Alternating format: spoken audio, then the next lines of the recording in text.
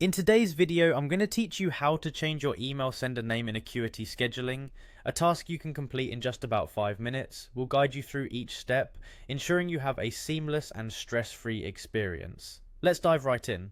First, you'll want to navigate to the Acuity scheduling website. Open your preferred web browser and type in the Acuity scheduling URL, or you can simply search for it if that's easier for you.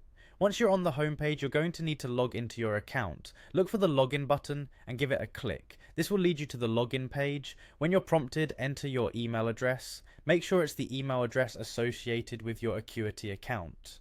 Once you've done that, click Next. At this point, you're likely to see an option to continue with Google. This is a much quicker way to log in if you prefer not to type in a password. Just click on Continue with Google and then select your Google account from the list that appears. With that step completed, you should now be taken to your Acuity dashboard where all the magic happens. On this dashboard, look for something labelled Scheduling Page. Go ahead and click on this to enter the specific section we'll be working in today. Next, direct your attention to the Settings menu. You'll find the Settings option as part of the dashboard's navigation. Clicking on it will bring you to a page where you can customize and adjust various parts of your Acuity account.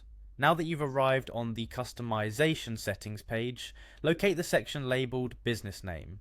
This is where you'll be able to make changes to how your name appears on emails sent out via Acuity. There will be a text box allowing you to type in the new name you wish to display as the sender. After you've entered your desired name, it's important to save these changes to ensure they take effect. So, scroll down a bit until you see the Save Changes button. Click it and just like that, your email sender name will be updated.